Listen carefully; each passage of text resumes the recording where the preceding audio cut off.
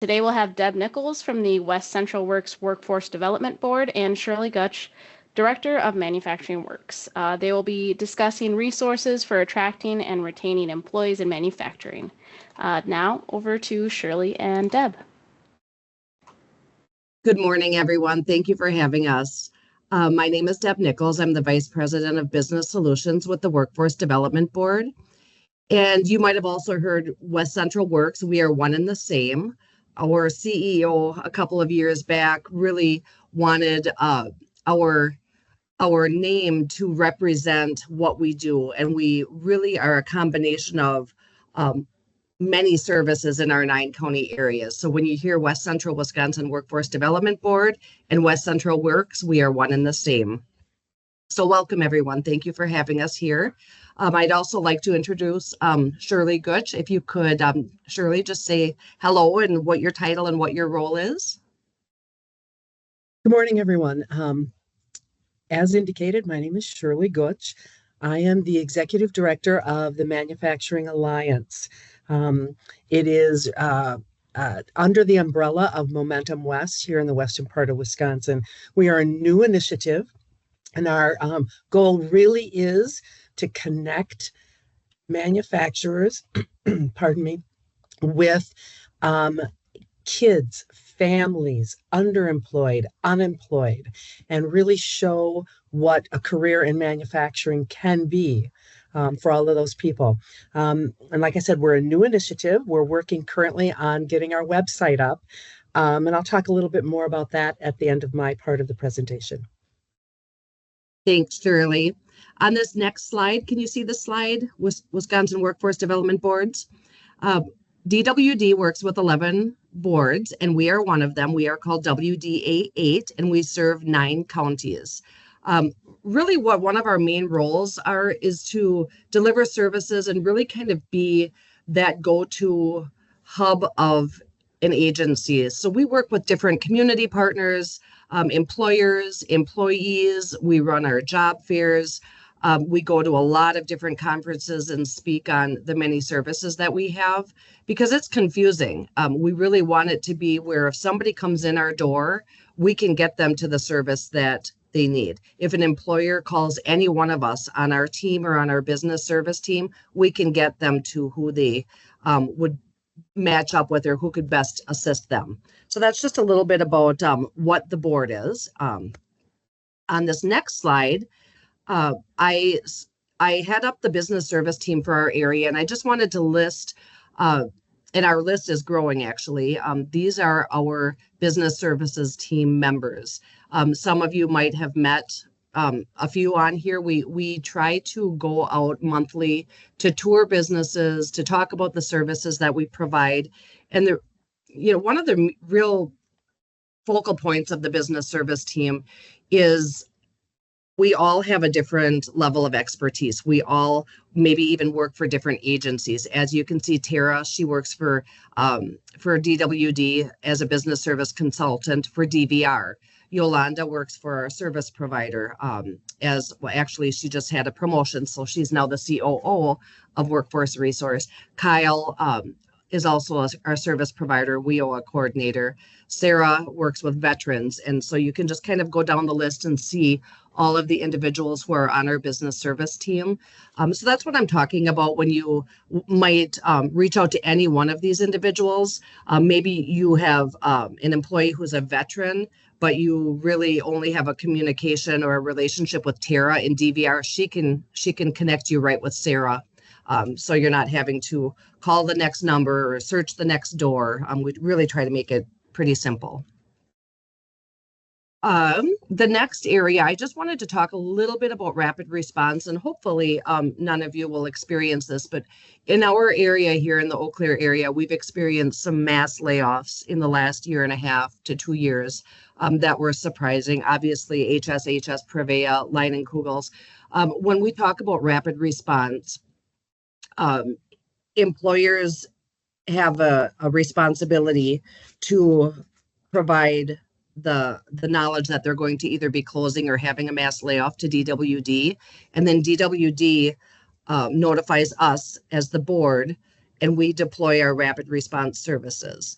And what that means is we go right to the employer to work right with the employees. And I'll go to this next slide here that kind of explains what that is. We really, if employers and businesses contact us as they know that they might be having a layoff coming up, it would be nice for businesses to contact us because we can help. There's funding available that we can help maybe offset some of those costs that maybe would avoid the layoff altogether. Or if it really is inevitable that it's going to be a layoff or a closure, we can work right with your employees to help them with unemployment, applying for other jobs, all of the different services and resources that might be available that individuals don't even realize that they would qualify for just being a dislocated worker. So that slide just explains that a little bit. And I just wanted to share that in the event that any of you are in that position in the future, but hopefully that won't happen. This talks about the informational sessions, what we go over at those rapid response meetings. And again, I'm not going to read word for word here, but I just wanted to talk about and share with you some of what we can provide for employees. Some employees, for example, at HSHS, they'd worked there for 35, 40 years. The thought of how do you even do a resume? How do I even go apply? Where do I go? The job market has changed. We worked right on site at HSHS and with the employees, and many of them some went back to school. We really wanted to keep our employee base here in the Chippewa Valley.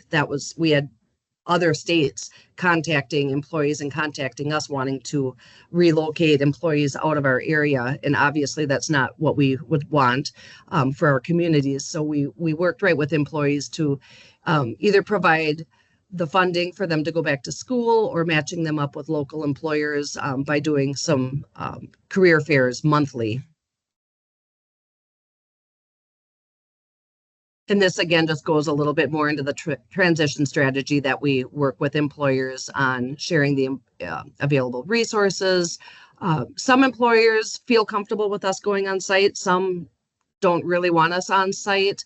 And so we can work with that. When we have an employer who potentially has 3 shifts, we've even done the informational sessions in the evening. Perhaps at 6 in the morning at shift change. So we're really flexible. This is just to highlight one of the grants. Obviously, if you've turned on the news, you're hearing about different federal grants that could have potentially affected us as well. We, as of right now, have approval to continue to move forward with the grants that have already been approved. And so I'm extremely happy that WAI is one of them. So this is just a snapshot of the Worker Advancement Initiative was made possible from ARPA funds. And we were able to provide funding for the Freedom Park Center. And this is just a little bit about what the center does. Veterans actually were the workers right on the site, and the board, through the Worker Advancement Initiative project and grant, were able to provide funding for that.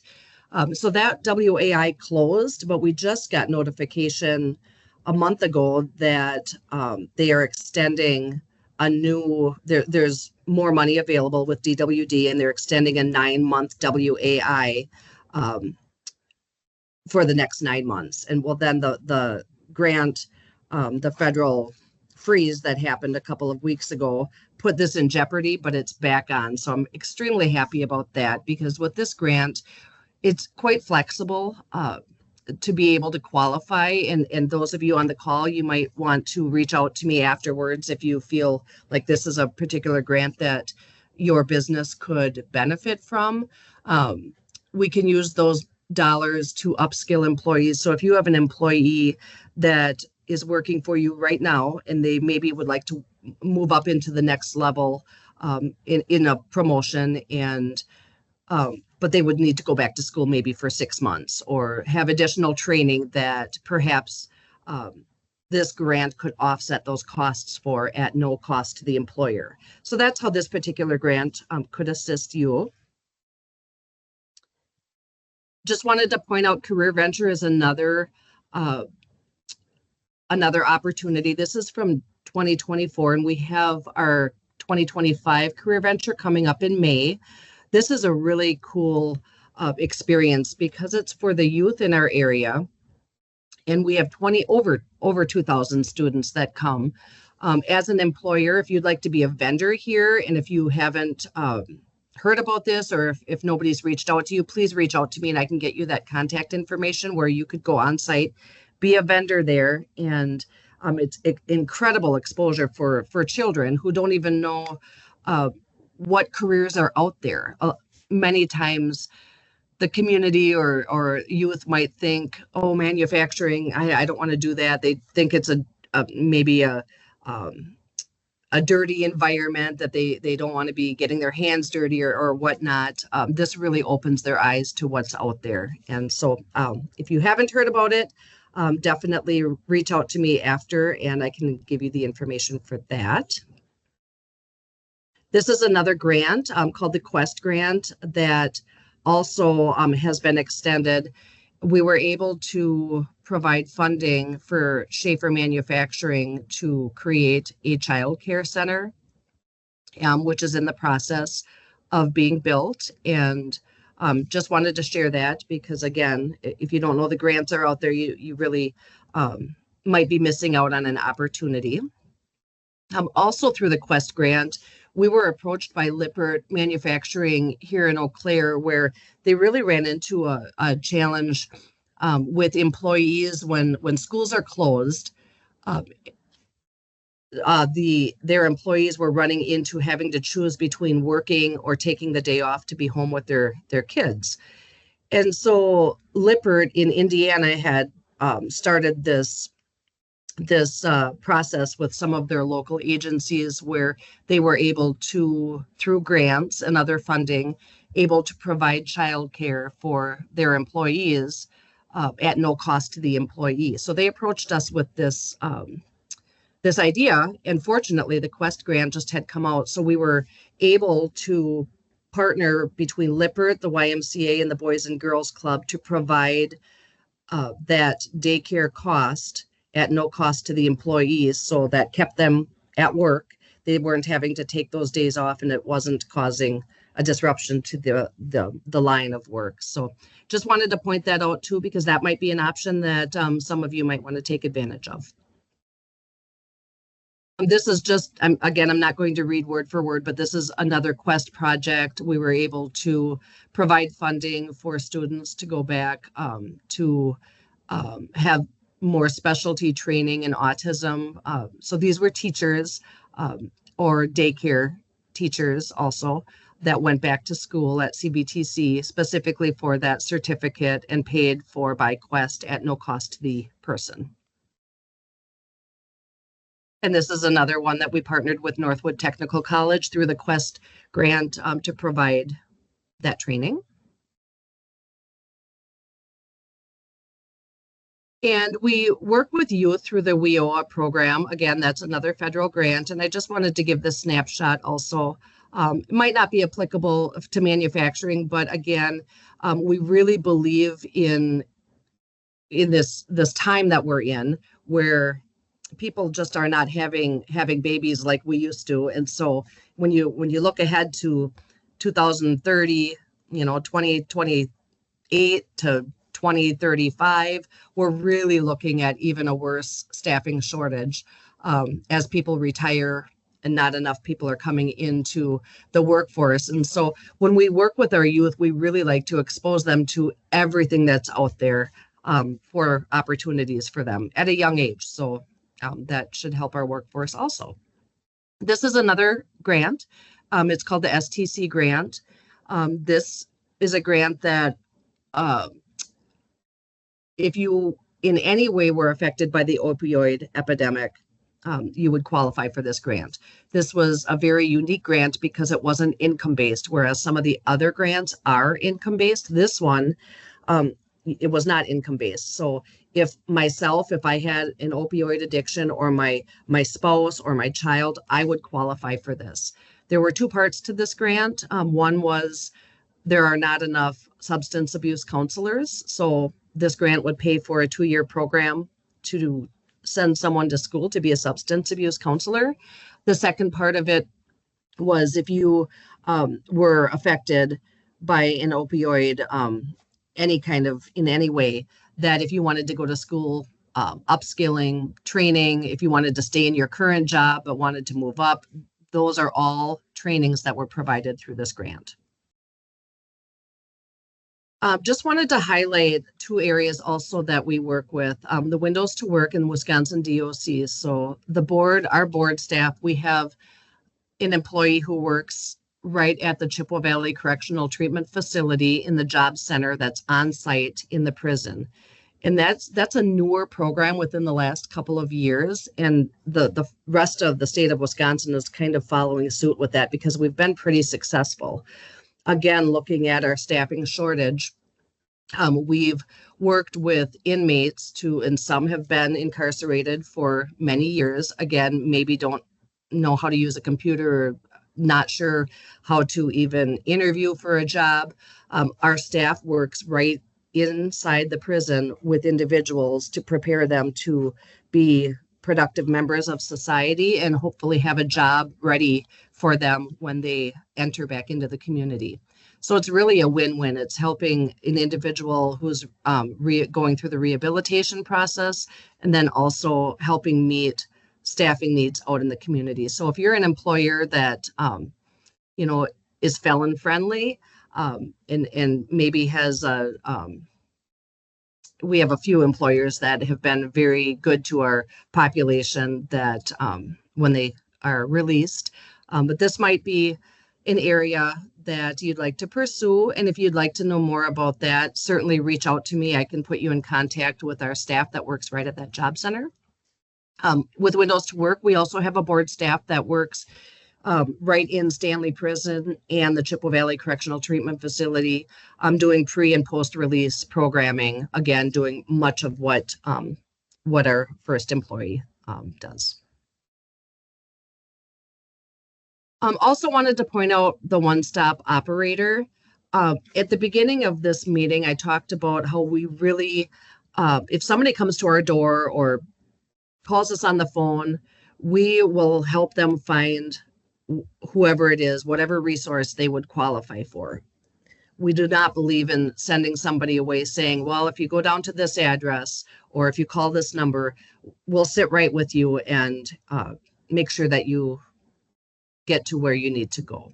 And so the one-stop operator, you've heard about our job centers. We oversee the job centers. These are our sites. Right now, we do have some changes in some hours that are occurring at some of our locations. So that's why I put the numbers on here. If you're looking at needing to reach out to them, you certainly may call. Again, we do career fairs, so we can do those right at the job centers, or if you're looking at, boy, I'm really needing to hire multiple employees, we can come right to your site and do a career fair right on site. So that's another option for you. And at this point, I would like to turn it over to Shirley, and she's going to talk a little bit more specific about the Manufacturing Alliance. And then after her presentation, we'll open it up for some questions.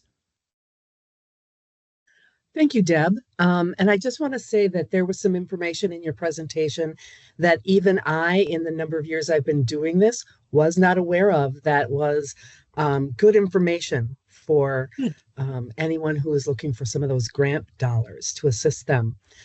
So thank you, everyone, for joining us today. A little background about myself. I've been an HR business partner for about 25 plus years. I came into manufacturing from government. And I will tell you that when I took my first job in a large metal shop, I did not know where to go for help. And I had an aging workforce, and my workforce, 45% of them were at 50 or older. And I needed to backfill those positions. And even though that was a number of years ago, there weren't skilled workers walking in the door. So I had to do some quick footwork. I needed to find some skilled workers. I needed to figure out where they were and what I could do with them. I found out they didn't exist. And I then had three areas of focus that I needed to look at. First of all, how do I get a pipeline of youth into manufacturing? How do I take the unskilled, unemployed, underemployed candidate that may be applying and get them the training they need to be successful in manufacturing? And thirdly, everywhere I worked had great employees. They maybe had been there for 20, 25, 30, 40 years. And I needed to upskill them to meet the needs of an ever-changing demands in an advanced manufacturing setting. So I went looking for what my options were. So one of the first things that I looked at was a training program. I had new employees coming in that had little experience in what I needed them to have experience in. And so I needed to write a training program. I had to train mentors, and I needed to be able to create a skilled employee that could be successful. I turned to CVTC and some of the programs that they have here, and the MOC and some of the programs they had there to assist me with writing a mentoring program.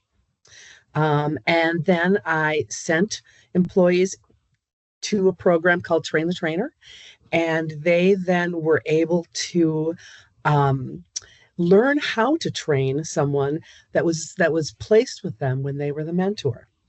And so that was one of the first things that I put in place was how do I deal with employees coming in the door? Second avenue of that was through the years, less and less applicants were applying. And my pipeline of even unskilled employees wasn't there.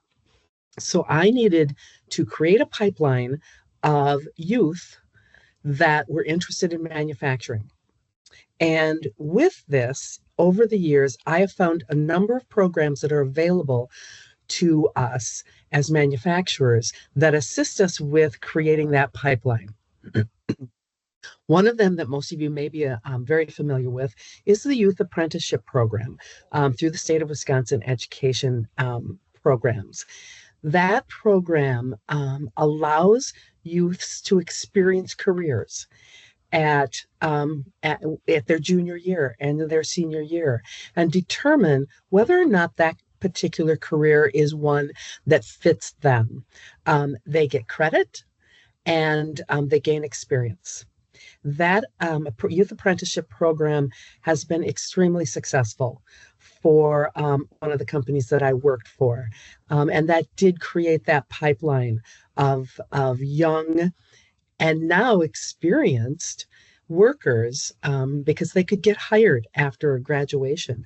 We as a company then could provide for them additional learning opportunities through Northwood Tech or through CVTC.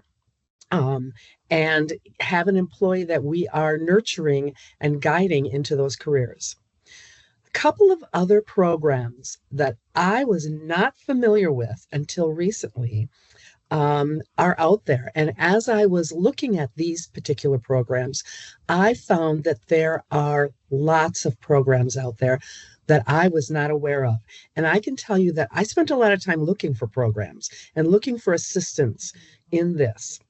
I'm going to tell you just a little bit about a couple of those programs that I've received some information on. Pardon me. There's a program called Craftsmen with Character. It started with a company in the southern part of the state who they were doing work for and manufacturing parts, I believe, for the Navy. And they were finding that they couldn't get enough parts done. They didn't have enough employees to do that. And so Dave Hache of Edgerton Gear in the southern part of the state worked with them and the school district, and they created a structured model and a curriculum that enables schools, educators, and local businesses to partner and deliver that meaningful job shadowing experience, character building experience, and mentoring within the community. Um, that program has been extremely successful in a number of areas, especially in the southern part of the state. I know that they have done some presentations in our area here, and would be more than willing to speak with anyone who is interested in looking at that program as a possibility of creating that pipeline of skilled workers. Another program that I was introduced to actually just a few weeks ago is called GPS Ed. Um, it is a program, it's actually a nonprofit program that leads work-based learning in Wisconsin. They've been around for 20 years. And ironically, I had not heard of them. And I was that person who was many times going out and looking for programs. And there they are.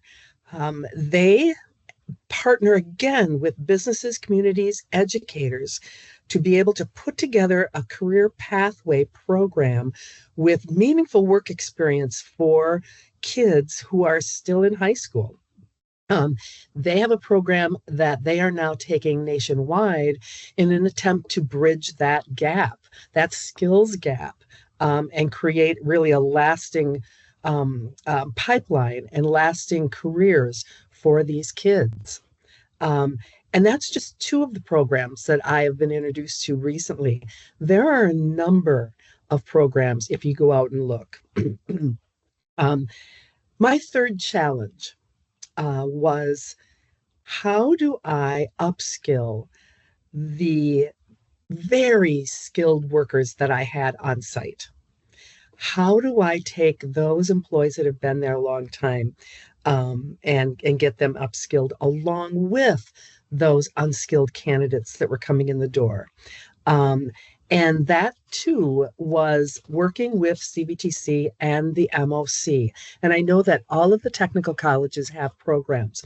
And I want to just highlight a couple of programs that are out there that were very beneficial when I was trying to create some of these programs within the companies that I worked for. One of them is a WAT grant program through the state of Wisconsin. You can partner. I partnered with CVTC to write a grant for monies to provide training within the company that I currently was working for. Those grants, CVTC or the technical college helps you write that grant. You then are able to source the training that you need specifically. And it can be a training that is in the region where other companies join that WAT grant opportunity, or it can be specific to your company. And it can be specific to the needs of what your company is looking to do. You have the opportunity to work with the grant, with the technical college, and create that customized training so that it is not a cookie cutter or a packaged training that you get. It is exactly what you need for your company. And, they help craft that grant. I don't know about any of you, but I'm not a grant writer. And so partnering with the technical college to do that and get that training was really crucial for me. And they were very helpful. The other thing about getting that grant money is that it provided the opportunity for the companies I work for to get the training that is very costly many times. As a company, we paid 35% of that cost, and the grant money paid the rest.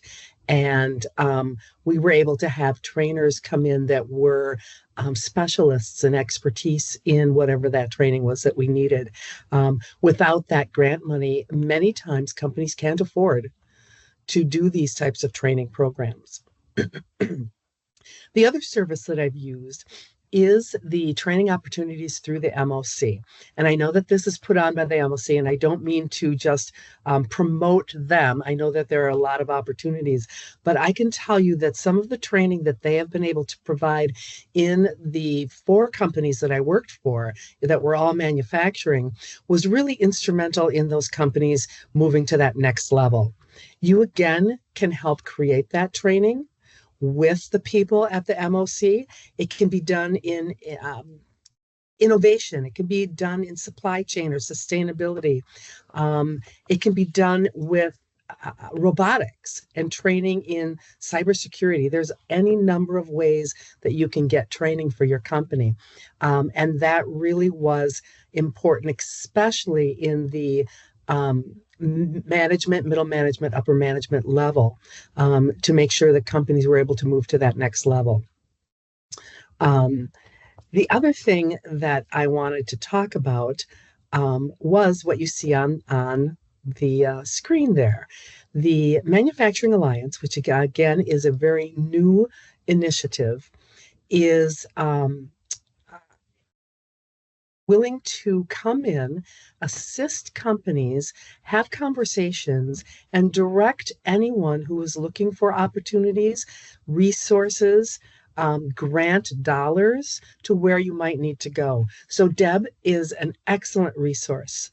But I want everyone to know that the Manufacturing Alliance will also be a resource for that.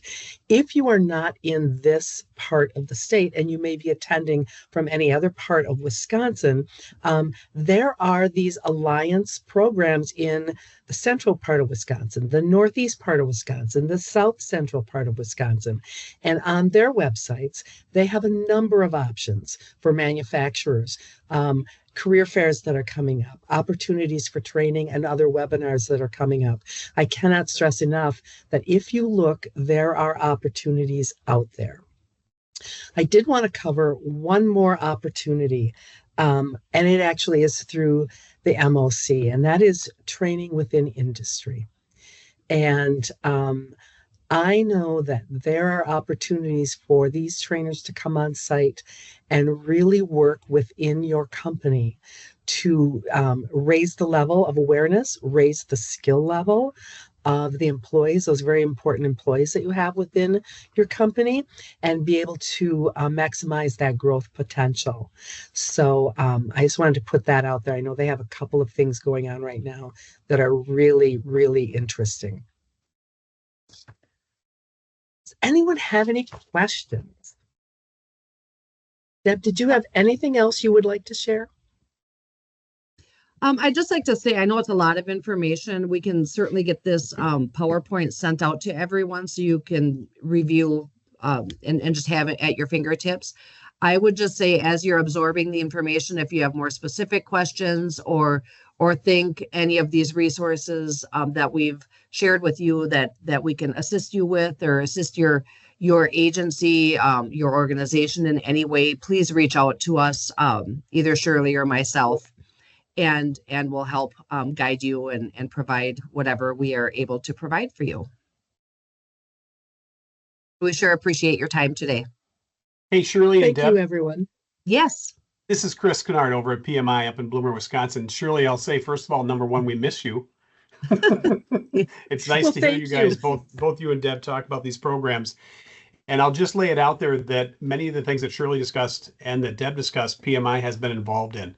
And so if people want to reach out to me, Shirley, Deb can get you my contact information. I'm happy to talk about Youth Apprentice, the Fast Forward grants we've done, the different grants we've been a part of, anything that might help your manufacturing plants get connected to your local high schools. We've done a lot there as well. So more than happy to be a resource as well from the private industry side, just to offer advice and maybe teach you a little bit what we've learned along the way. Thank you, Chris. I miss you guys too. And I will just say that my time working at PMI, we did a lot of these programs. We looked for a lot of opportunities, and they're amazing.